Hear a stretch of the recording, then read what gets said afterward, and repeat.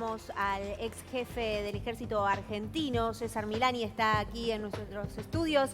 Milani, bienvenido a Crónica HD. Y como decíamos, rompe el silencio en televisión, al menos después de la noticia, la resolución de haber sido sobreseído en la causa por presunto espionaje ilegal. Hoy, mirando en perspectiva, ¿qué reflexión tiene al respecto de todo lo que pasó? Bueno, un gusto estar acá. Hablamos de la causa de espionaje ilegal. Esta fue una de las tantas causas que se me armaron, digamos, a partir del año 2013, a partir del momento que yo manifesté mi convicción de que las Fuerzas Armadas y el Ejército debían estar al servicio de un proyecto nacional, y ahí comenzó el ataque. Digo, más de 40 tapas de Clarín, Nación, cientos de artículos en donde se habló de espionaje, se hablaban de las causas mías de lesa humanidad, etc. Bueno, 7 años de proceso, nunca fui llamado a indagatoria. Bonadío me había archivado la causa en el año 16, la Cámara Federal con Irursum la volvió a reactivar diciendo que había que seguir investigando. Investigaron 3 años más en el gobierno de Macri. ¿Se había reactivado en el mismo año, en el mismo 2016 o el año siguiente? Yo me había retirado en 2015. Bueno, ya estaba el periodo del gobierno de Macri, en el Ministerio de Defensa estaban ellos, se pidieron todos los antecedentes. Por supuesto no había absolutamente nada, porque esto se inició con la denuncia de 2 personajes, Gerardo Morales de Jujuy, calumniador y difamador profesional, lo puedo decir en el caso mío, y el periodista o, digamos, operador de propaganda político Santoro, hoy procesado por coerción, etcétera, por extorsión. Bueno, se inició ahí 7 años de proceso sin indagatoria. Finalmente Bonadío, un mes antes de fallecer, la vuelve a archivar a la causa sin sobreseerme. Por lo tanto, este año yo pedí el sobreseimiento, insté el sobreseimiento, y el juez Martínez de Giorgi me sobreseyó, por supuesto, dejando a buen resguardo mi buen nombre y honor en todo esto, pero el proceso penal duró 7 años. Esto es parte del lawfare. Eso le iba a decir, en varias oportunidades lo escuché decirse víctima del lawfare, y considera que fue así realmente. Por supuesto, ahí fueron armadas esa y otras muchas causas más, ¿no? Las causas de lesa humanidad, en las cuales nunca había sido acusado en 40 años, 45 años de mi carrera militar. La causa de enriquecimiento ilícito. Bueno, en casi todas las causas he sido absuelto, sobreseído o dictado falta de mérito, y ahora estoy dictando sobreseimiento, excepto en una que me falta resolver, que yo creo que estoy absolutamente confiado en que va a salir Milani, bien resuelta. Recién mencionaba la causa de enriquecimiento ilícito. Sí. Esa es una causa que el juez Daniel Rafecas la elevó a juicio. Tenemos entendido que todavía el juicio no se llevó a cabo. Puntualmente se lo acusa de haber comprado una casa en La Horqueta, en San Isidro, y no tener los fondos necesarios, o por lo menos no tener cómo justificar esos fondos. A raíz de esto le quiero hacer 2 preguntas. La primera, ¿qué reflexión hace o qué puede decir sobre esa causa? Y la segunda pregunta tiene que ver con justamente Daniel Rafecas, que es un juez que lo imputó, lo procesó y ahora es el candidato del gobierno para ser el procurador. ¿Qué opina de eso? Bueno, esta causa fue también iniciada por Morales, entre otros, por denuncia de ellos. En realidad no es una falta de sustento a mi patrimonio, sino una falta de coincidencia en fechas de compra y venta de la casa. No voy a entrar en detalles, simplemente le digo que yo había pedido una serie de medidas suplementarias antes de ser procesado. Lamentablemente, en el momento que fui procesado, Rafecas estaba siendo tratado en el Consejo de la Magistratura por algunas denuncias en el gobierno de Macri. Yo creo que esto, digamos, aceleró mi procesamiento. Pedí ahora entonces en el Tribunal Oral Federal 7 todas las medidas suplementarias que no me había dado lugar Rafecas. Que es el mismo que tiene que juzgar a Cristina también, ¿no? El ¿Cómo? TOC 7. Es el mismo que tiene que jugar a Cristina, el TOC 7. Exactamente. Ujú. Bueno, el top 7 accedió a todas las medidas suplementarias que pedí. Están llegando y van a ir a una pericia contable. Tengo la absoluta seguridad y tranquilidad que se va a demostrar la solidez de mi patrimonio y el armado de toda esta causa. Y lamentablemente, un procesamiento que nunca tendría que haber sido. Pero bueno, las circunstancias políticas del gobierno anterior hicieron que todas estas cosas sucedieran. Y Con hablando- jueces, con fiscales, etc. Y hablando de este gobierno y la postulación de Rafecas como procurador, ¿qué opina? Que fue, insisto, el juez que lo procesó y lo mandó a juicio. No tengo opinión respecto a las cualidades y calidades del juez Rafecas, simplemente voy a hacer alusión a lo que me correspondía, digamos, o lo que me tocó a mí en particular transitar con el juez Rafecas. Ahora es una cuestión política que está siendo tratada por el gobierno y está siendo tratada por el Parlamento y creo que se va a tomar una definición en base digamos, a la solución que le den los poderes como corresponde, ¿no? Bien. Néstor Espósito. Melanie, hace algunos meses el expresidente Eduardo Duhalde habló de la posibilidad de un golpe de Estado clásico proveniente de las Fuerzas Armadas.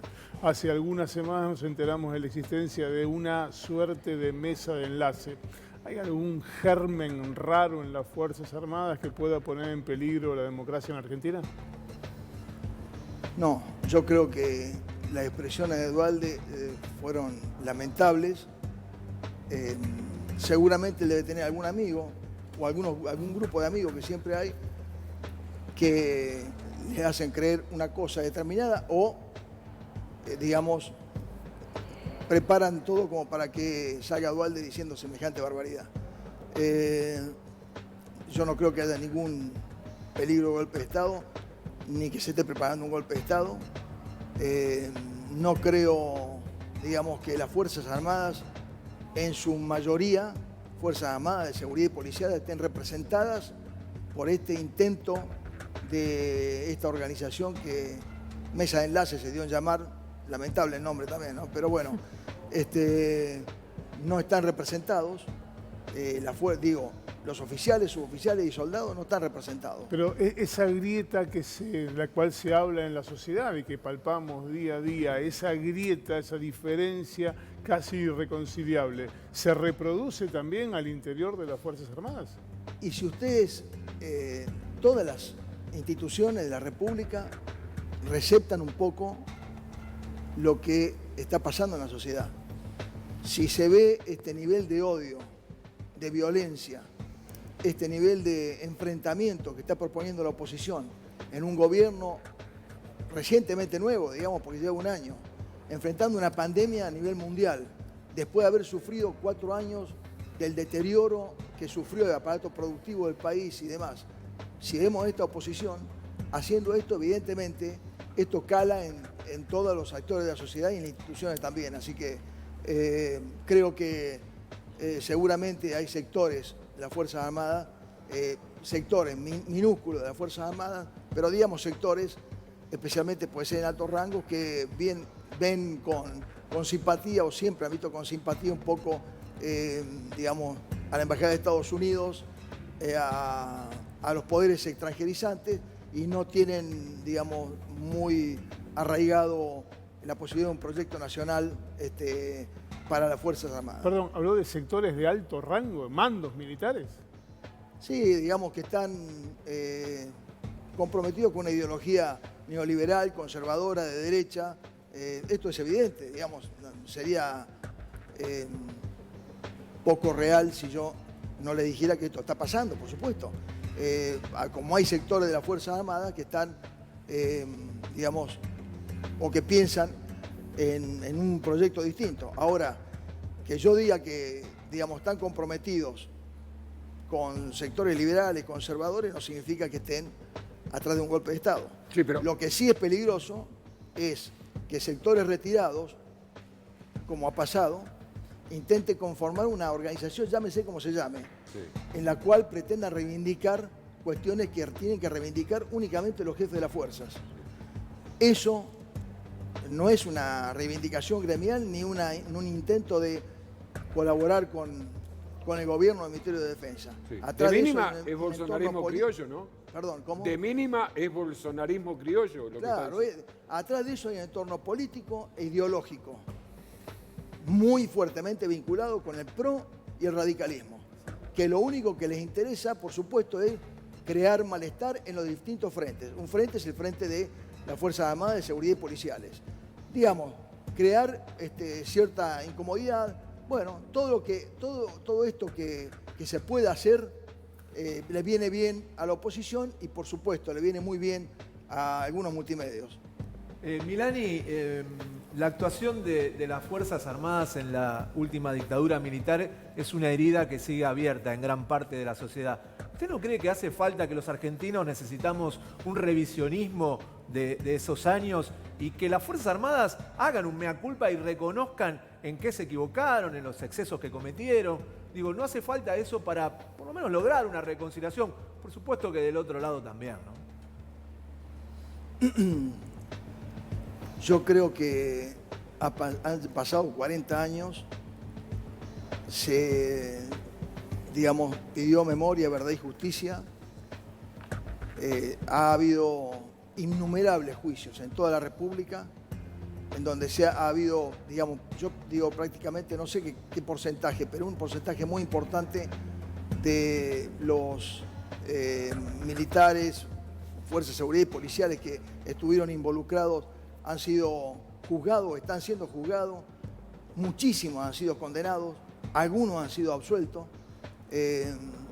Así que yo creo que ya es como que está en manos de la justicia, está en manos de... Y creo que la justicia tiene que terminar, ¿no es cierto?, con el problema y el problema de las Fuerzas Armadas en la época de dictadura. Pasados 40 y pico de años, los subtenientes no tuvieron ya ni siquiera participación en eso, ni los tenientes. Está bien, pero digo, salvo Balsa, no hubo públicamente por lo menos un mea culpa, una disculpa para la sociedad con todos los excesos que se cometieron. Al revés, algunos hasta lo siguen reivindicando, ¿no?, lo actuado. Bueno, pero los que siguen reivindicando eso están representados básicamente en una oposición, como dije yo recién, violenta, Sí. y en algunos sectores de las Fuerzas Armadas, especialmente los retirados. Nunca jamás, por lo menos yo en las veces que he hecho declaraciones, que han sido muchas, he reivindicado en absoluto el accionar de las Fuerzas Armadas. Al contrario, todos los días tendríamos que pedir disculpas al pueblo argentino por la barbaridad que se hizo del año 76 al 83, ¿no es cierto?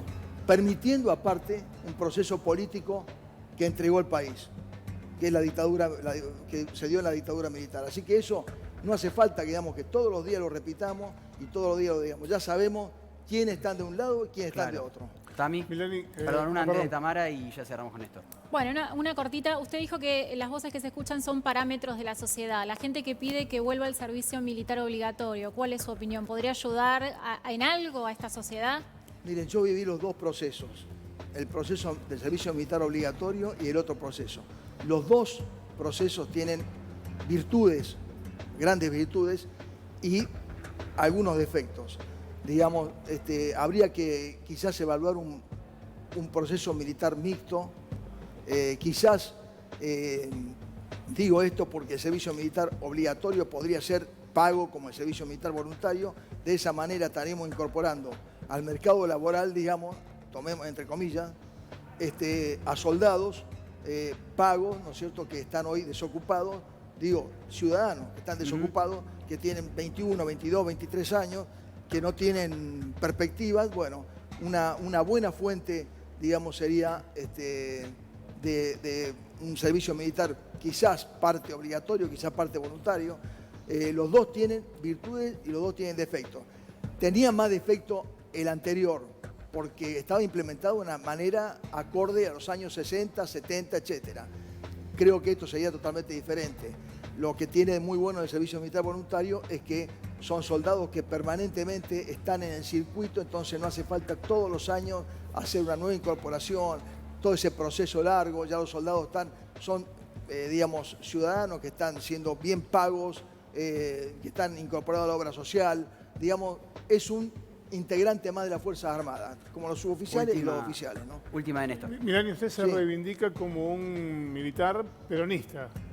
Hay algunas voces que dicen que a este gobierno le falta peronismo. ¿Qué evaluación hace del gobierno?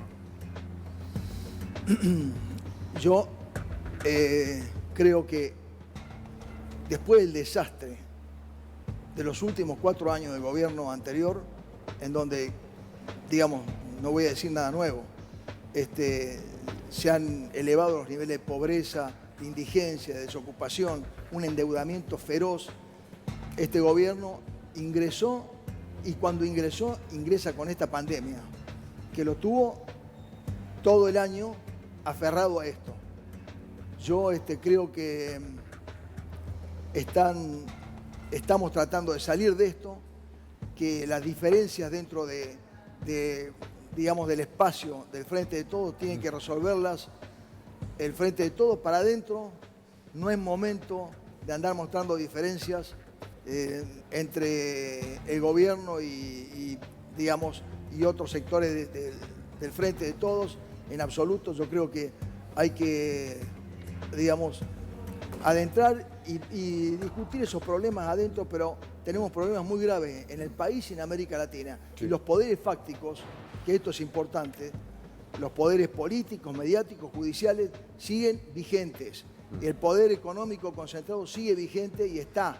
Entonces, nosotros tenemos que entender de que eso está pasando y que no podemos hacer otra cosa que apoyar las medidas del gobierno que están tratando, digamos, de salir de esta atrocidad que nos ha tocado vivir y empezar a reencauzar el país en un nivel, digamos, y en una productivo y en Sí. un modelo Dale, Luis. acorde a un proyecto nacional. Sí. Sí. Autarán. Soy el más veterano del piso. Sí. La pregunta es personal, porque nunca me imaginé poder entrevistar a un militar al aire en vivo en un canal de televisión por una cuestión de décadas que hemos sufrido. La pregunta es, habiendo llegado donde llegó y habiendo escuchado que habló de lawfare, de jueces, de política, digo, ¿valió la pena su carrera para pasar todo eso? Bueno, qué linda pregunta. Linda pregunta porque recuerdo en todo esto a mi familia, a mis amigos, y siempre digo que si, digamos, mi actuación como jefe del ejército y mi determinación de poner a las Fuerzas Armadas al servicio de un proyecto nacional me costó todo lo que tuve que pasar, que no fueron menores, 3 años de detención, 2 juicios, 8 meses de juicio, más de 300 testigos en donde fui absuelto. Si tuviera que volver a pasar todo eso en beneficio o, digamos, teniendo que repetir lo que hice, lo haría con todo el gusto del mundo, porque aparte en la gestión en que me tocó ser jefe del ejército, con el gobierno de Cristina Kirchner pudimos reequipar al ejército y producir la recuperación de capacidades más grandes de los últimos 40 años, que por supuesto los medios ninguno no tomó, pero digamos que esto es estrictamente así. Los oficiales, suboficiales y soldados saben, están hoy equipados con lo que hace 7 años adquirimos, porque después no se hizo más nada. Repito, lo que ha pasado en los últimos 4 años en el área de defensa Claro. es gravísimo. Es empezar de cero también, de nuevo, porque si en 7 años después no se hizo nada, se tuvo que empezar de cero una vez más también, en la reequipación y todo lo que implica. César Milani, ex jefe del ejército, muchas gracias. Bueno, gracias a ustedes. Buenas tardes. Ahora sí, cambiamos de tema.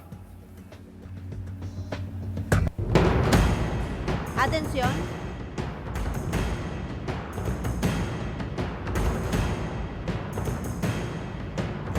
Incendio mortal. Su marido quedó atrapado y murió. Sus hijas están vivas de milagro. Perdieron todo y les quieren usurpar el terreno. Es realmente increíble, ¿no? Cuando la gente es inescrupulosa, ¿no? Una familia que perdió todo, una mujer que perdió a su marido.